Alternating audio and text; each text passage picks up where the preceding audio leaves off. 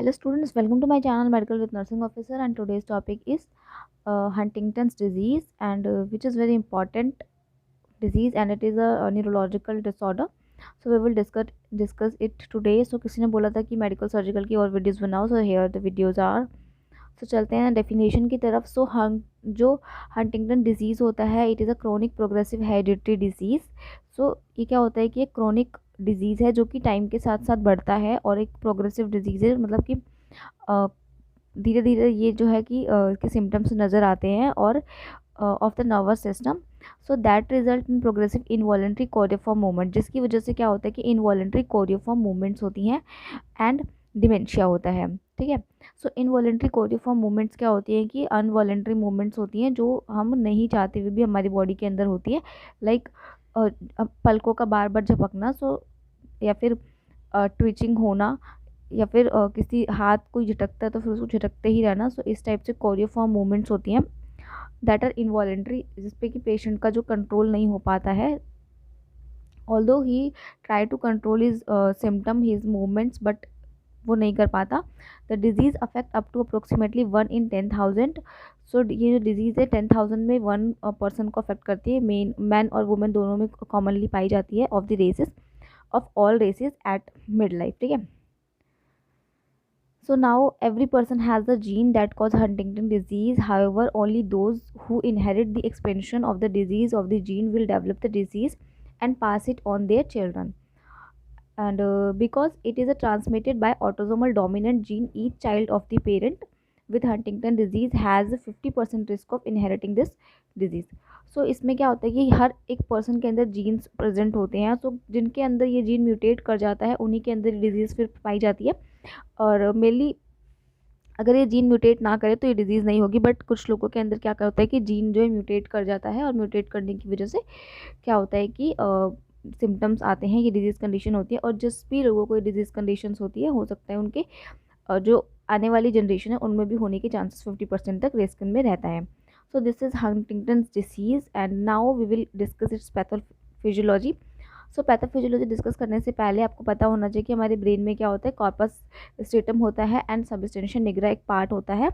So this is यहाँ पर जैसे कि आप डायग्राम में देख भी पा रहे हैं, यहाँ पर ये जो है कॉर्पस स्ट्रेटम है. सो इससे ही रिलेटेड हम आज डिस्कस करने वाले हैं. सो इसमें क्या होता है कि पैथोफिजियोलॉजी क्या है कि the basic part of pathology include premature death of the cells in the stratum of the basal ganglia, and the reason जो कि आपका कहाँ पे होता है, basal ganglia कहाँ पे होता है, reason deep within the brain and that involve the control of the movement. So जो कॉर्पस स्ट्रेटम होता है वो क्या करता है कि हमारी बॉडी के अंदर जो हमारे मूवमेंट्स हैं उनको कंट्रोल करने का काम करता है. ठीक है. बट इसमें क्या होता है, इस डिज़ीज़ के अंदर क्या होता है कि जो वो सेल्स हैं जो कि स्टेटम में होती हैं, बेसल गैंग्लिया में होती हैं, उसकी डेथ हो जाती है, प्रीमेच्योर डेथ हो जाती है सेल्स की, तो जिसकी वजह से ये होता है. Cells also lost in the cortex. इसके साथ साथ क्या होता है कि जो हमारा ब्रेन का कॉर्टेक्स पार्ट होता है, कॉर्टेक्स पार्ट होता है. अब कॉर्टेक्स पार्ट क्या क्या करता है हमारे ब्रेन में, जो कि हमारे थिंकिंग, मेमोरी, परसेप्शन और जजमेंट के लिए और बिहेवियर के लिए इंपॉर्टेंट होता है. तो ये वो जो पार्ट होता है, कॉर्पस पार्ट होता है, वहाँ पर भी क्या होते हैं, सेल जो है लॉस्ट होते हैं. सो उसकी वजह से भी ये डिजीज़ होती है. And the cerebellum, the area that coordinate voluntary muscle activity. और जो सेरिबेलम पार्ट होता है हमारी ब्रेन के अंदर, जो कि हमारी वॉलेंट्री एक मसल एक्टिविटी को कंट्रोल करता है, कोऑर्डिनेट करता है, उसके अंदर भी सेल्स क्या होते हैं, लॉस्ट होते हैं. सो इसकी वजह से जो है ये डिजीज़ कंडीशन होती है. जो आपका बेसल गैंग्लिया होता है, वहाँ पर क्या होता है, कॉर्पस स्ट्रेटम होता है, उसके अंदर जो सेल्स प्रोड्यूस होते हैं ना, वो उनकी प्रीमेच्योर डेथ हो जाती है इस वाले केस में. और वो क्या करता है, हम क्योंकि जिसकी वजह से कंट्रोल नहीं हो पाता मूवमेंट्स के ऊपर मेन. ठीक है. इसके साथ साथ क्या होता है, जो ब्रेन का कॉर्टेक्स रीजन है वहाँ पर भी सेल्स नहीं प्रेजेंट होते, और इसके साथ साथ जो सेरिबेलम रीजन होता है वहाँ पर भी सेल्स की एब्सेंस होती है. और अब ऐसा क्यों होता है, ये why the protein destroy certain brain cells, क्यों कुछ ही ब्रेन सेल्स जो डिस्ट्रॉय हो रहे हैं, मतलब वही सेल्स क्यों डिस्ट्रॉय हो रहे हैं जो हमारी कोऑर्डिनेशन में हेल्प करते हैं, जो हमारी थिंकिंग में, परसेप्शन में, जजमेंट में हेल्प करते हैं. ऐसा इसका रीज़न कुछ अभी तक पता नहीं है, इसका रीज़न अननोन है. बट कुछ थ्योरीज है जो कि ये बताती हैं कि ऐसा क्यों हो रहा है. ऐसा बताया जाता है कि जो पॉसिबल थ्योरी ये बताती है कि जो ग्लूटामिन होता है, a building block of protein, abnormally collect in the cell nucleus causing cell death. ठीक है. तो उसकी वजह से क्या होता है कि सेल की डेथ होती है, प्रीमेच्योर सेल की डेथ होती है. So this is the reason. So now ये अभी हम नॉर्मल पर्सन की बात कर रहे हैं। तो नॉर्मल पर्सन में क्या होता है, सबस्टेंशिया निग्रा जो मैं अभी आपको बता रही, जो बेसल गैंग्लिया में होता है, वही यहाँ पर लिखा हुआ है। सब नॉर्मल पर्सन में क्या होता है कि मूवमेंट सारी जो कंट्रोल्ड होती है, ठीक है, जो डोपामिन का लेवल होता है और जो एसिटाइल कोलिन का लेवल होता है वो बिल्कुल इक्वल होता है, इक्वल होता है। और इक्वल होने की वजह से जो मूवमेंट्स है वो कंट्रोल में होती हैं, और कंट्रोल में होती हैं। और क्या होता है कि सभी जो भी एक्साइटरी फंक्शंस है या इनहिबिटरी फंक्शंस है, सभी हमारी बॉडी कंट्रोल करके रखता है नॉर्मली, ठीक है। बट जो जिसको भी हंटिंगटन डिसीज़ होती है, उसमें क्या होता है कि जो सबस्टेंशिया निग्रा होता है, वहाँ पर जो सेल्स होती है, एक तो वो प्रीमेच्योर डेथ हो जाती है, जिसकी वजह से क्या होता है कि जो डोपामिन का लेवल होता है वो डिक्रीज़ हो जाता है, और जो एसिटाइल कोलिन होता है हमारी बॉडी के अंदर वो इंक्रीज़ हो जाता है, ठीक है। डोपामिन का लेवल जो है डिक्रीज़ हो जाता है, और जो एसिटाइल कोलिन है उसका लेवल जो है इंक्रीज़ हो जाता है। एंड इसकी वजह से जो इन्वॉलेंट्री फंक्शंस है वो डिक्रीज़ हो जाती है। अगर डोपामिन का लेवल कम होता है तो जो इन्वॉलेंट्री फंक्शंस है वो कम हो जाती है, और जो एक्साइटेटरी फंक्शंस हैं, है ना, जो एक्साइटेटरी फंक्शंस है वो बढ़ जाती हैं, जिसकी वजह से जो डिस्टर्ब मूवमेंट वाली एक्टिविटी, मतलब कोरियोफॉर्म मूवमेंट एक्टिविटी देखने को मिलती है। ये होता है आपका हंटिंगटन डिसीज़ के अंदर, ठीक है।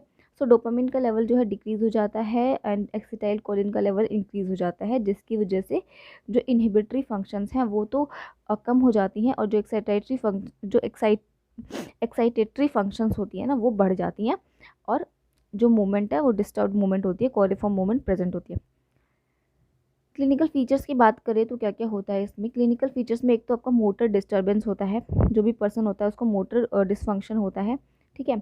कॉग्निटिव इम्पेयरमेंट होती है, मतलब कि थिंकिंग फील परसेप्शन, उसमें क्या होता है कि इम्पेयरमेंट होती है।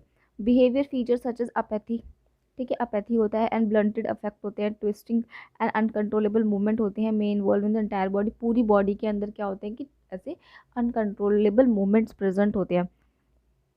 और जो ये मोशंस होते हैं ये बार बार प्रेजेंट होते हैं, तो पेशेंट क्या करता है कि उसको पर्पसफुल एक्टिविटी में लाने की कोशिश करता है, ठीक है।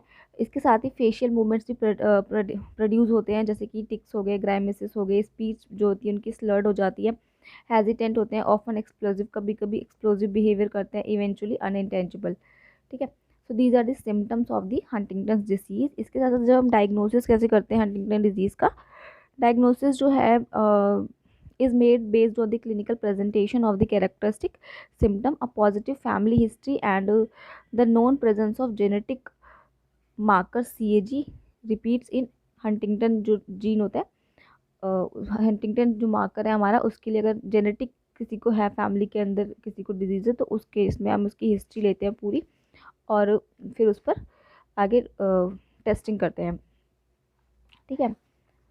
इसके साथ साथ हम पेशेंट का कराते हैं CT, देन MRI, जिसमें कि show symmetrical striatal atrophy before motor symptom appear, क्योंकि वहाँ पर क्या होता है कि जो सेल्स हैं उनकी प्रीमेच्योर डेथ हो रही होती है, तो CT स्कैन और MRI में वो हमें शो होता है कि वहाँ अपैथी वहाँ पे, मतलब कि एट्रोफी वहाँ पे प्रेजेंट होती है। मीन्स एट्रोफी का मतलब होता है लेस साइज़ होना, ठीक है, नॉर्मल से कम साइज़ होना।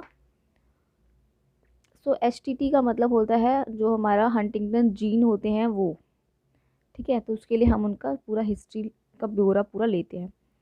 नेक्स्ट हम ट्रीटमेंट में पेशेंट को देते हैं बेंजोडाइजिपाइंस देते हैं, नॉन न्यूरोलेप्टिक ड्रग्स देते हैं, एंटी एंजाइटी ड्रग्स देते हैं, anti depressant, anti psychotic drugs, क्योंकि हेलुसिनेशंस भी होते हैं पेशेंट को, सो उसके लिए हम एंटी साइकोटिक ड्रग्स देते हैं। डिप्रेशन होता है क्योंकि डिजीज़ बहुत लंबे टाइम तक रहती है और कोई ऐसा क्योर ट्रीटमेंट नहीं है, सो इसके लिए डिप्रेस्ड होता है पेशेंट, तो डिप्रेशन को हम दूर करने के लिए उसको एंटी डिप्रेसेंट्स देते हैं। साथ में हम उसको कौन से हम साइकोटिक ड्रग्स देते हैं, तो सेलेक्टिव सेरोटोनिन रिएप्टेक इनहिबिटर्स देखते हैं एक, तो हम देन ट्राइसाइक्लिक एंटी डिप्रेसेंट हम पेशेंट को देते हैं।